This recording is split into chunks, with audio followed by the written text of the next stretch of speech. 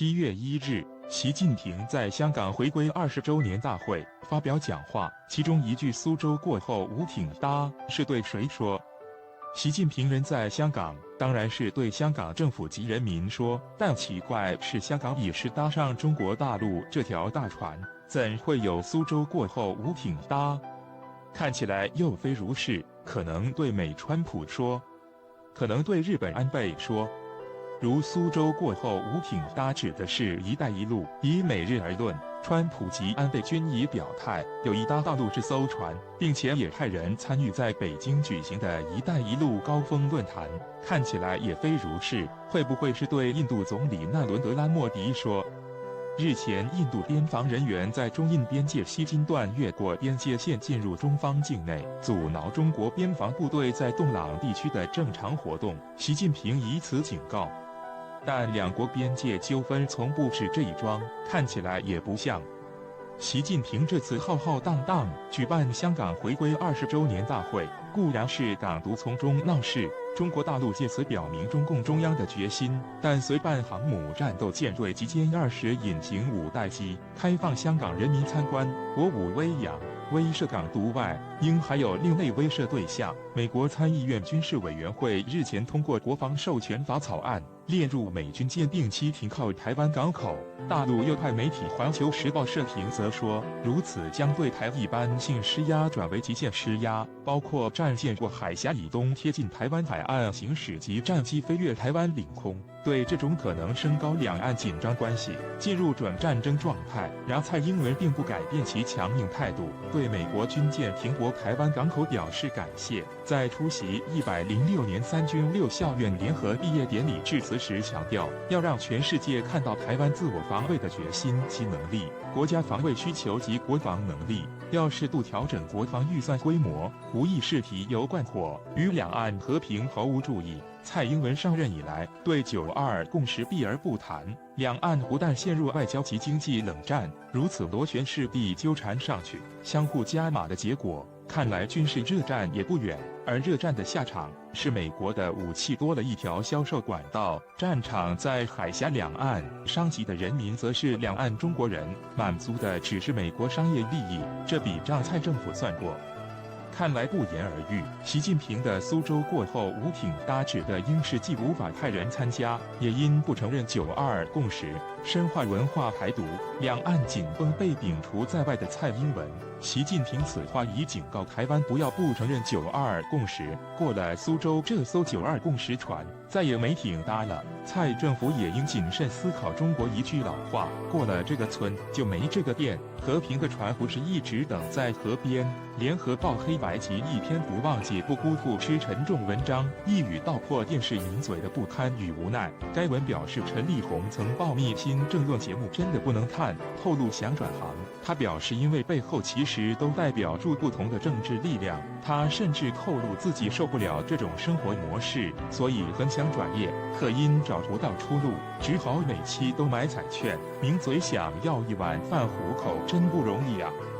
这也证明台湾的谈话节目所谓媒体舆论大都是名嘴透过电视荧光幕不停地向人民放送，真实现象是被加了佐料。不过陈力宏在他为什么想转行的独白中还是语带保留，没有尽述，只是用当年陈水扁声望正高时，他因被认为挺宋，所以节目遭停掉的下场为例，轻描了电视台老板的政治立场，左右了名嘴嘴巴，要你如何讲你就得如何讲，否则就会被电视台封杀。陈力宏老是承认不选边，就不会被当自己人。像他就知道有些所谓名嘴其实是拿政党的钱做节目，甚至还有个常参加政论节目的前监委表明要他帮忙政党说话，当然得付钱，暴露了台湾电视台舆论的不真实、脆弱与畸形。有一位女性名嘴在马英九连任总统第当天，曾私下与其眷村好友表示，从今天起他不再挺蓝，因为他还有房贷要缴，请他谅解。他的老友告诉我后，翌日晚上的电视政论节目，我注意到他180度炮轰马政府，与前一天判若两人。而此时马英九上任才1天，什么都还没做，他竟能扯出一大堆马英九的不是，这就是台湾的正评。让人傻眼地方，死者为大，陈立宏之死，我们寄予无上同情与哀悼，但我们的同情与哀悼，与蔡英文给陈立宏留下永不忘记，也绝不辜负的悼词完全不同。蔡英文的哀悼是在其内政外交频频顿挫之际，因陈立宏生前独派色彩发言，吻合了因他不承认9·2共识，面临吕秀莲所说的台独虚拟国王国的困境心情，选择性的取暖及消费名嘴之此而已。名嘴在电子媒体前侃侃发言，口沫横飞，看似风光，但一言既出，驷马难追，传票随后而至，哀告的风险是有，如言不由衷，内心的煎熬更不在话下。依据心理医学说法，当然会生出一堆怪病折寿。陈立宏讲了实话，其言也善，其音也哀，以后人们还会巴望住电视机前面看他们瞎掰，然后自得其乐，或是有必要痛苦无比，捶心肝，靠镇静剂入眠。马英九不沾锅原是画皮，全是镜中花水中月，真相是他是什么都要沾，只是沾得高明，沾得一时让人看不出，一时被他无辜长相骗得团团转。马英九的沾锅方式是以自己为中心画了一个方圆，在方圆之外绝不碰，绝不沾，方圆之内肯定碰，肯定沾。例如谈到历史定位，例如面对军公交警被民进党围剿，立马取消年终慰问金，砍18%。现在民进党打国民党脸，不是强调你国民党也要改革年金吗？过年改始作俑者不是国民党马英九吗？而始作俑者孔子都骂其无后乎？最佳在上，最先带头者身上，请不要再把靠脸吃饭的无能者当圣人了。日前，国民党前立委蔡正元疑因涉嫌侵吞中影资产一案遭到声押，虽全案尚在调查中，根据媒体透露，恐会往上发展到时任党主席的马英九。马英九办公室发言人徐巧芯因此对外表示，马担任国民党主席时处理党产立场清楚坦荡，公开授权，公正无私，个人廉洁更可接受最严格检验。然蔡早期即在脸书上抖出是受国民党及马英九所托，为马英九处理3中难题，并为国民党充裕竞选资金，钱究竟抛哪去？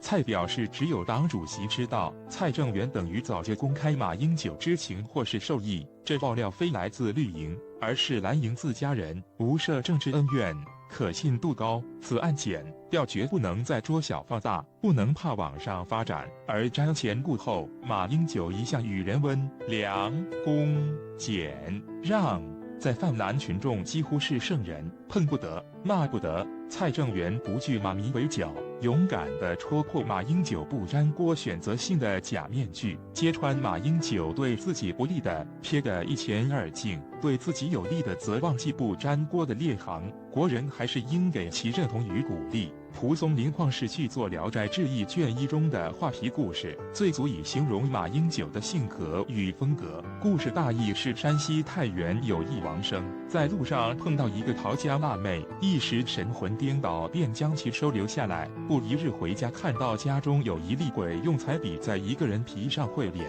然后带上此画皮，变成辣妹。后续故事发展是该王生被厉鬼所害，在此不再赘述。作者蒲松龄是生活在明末清初科举场中极不得志，虽满腹经纶，但看尽天下政治人物虚假。其著作充满对官场人物不能见人一面做了最生动的描绘，而画皮可说典型之作，对马英九也可引用作为最佳的诠释。所谓温良恭俭让，不沾锅的马英九，全如画皮一文中的女鬼。巴拿马总统瓦雷拉念1日在华府接受台湾记者提问时表示，与中国大陆建交曾知会台湾外交官和到巴拿马访问的总统，并表示与台湾断交和大陆建交，我是很公开的做这件事，未要求任何经济利益。所讲知会到巴拿马访问的总统及外交官，总统当然是指蔡英文，外交官又是谁？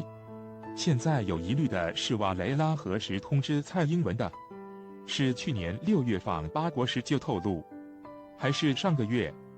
此应对国人交代清楚，而外交官显然不是指外交部长，是谁这必须予以厘清，否则为何外交部长到最后一刻才知道？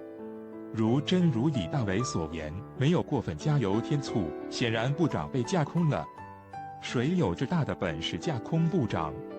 如果部长真被架空，外传老南蓝的政院院长到阁员，只是蔡英文的摆设，没有实权。现在看起来还真不谋而合。瓦雷拉所言如属实，则所谓巴拿马欺蒙中华民国政府，从外交部到总统府都在胡扯，不但在国际上是撒下弥天大谎，贻笑全球，而其在国内欺骗国人，把人民蒙在鼓里，其目的不外在制造仇中，转移执政无能。自古以来，国家领导人以诚信治国，对人民不可欺之以方，用方法诈术欺骗，终究会有被揭穿的一天。当画皮被揭穿时，蔡英文又将如何面对国人？外交工作又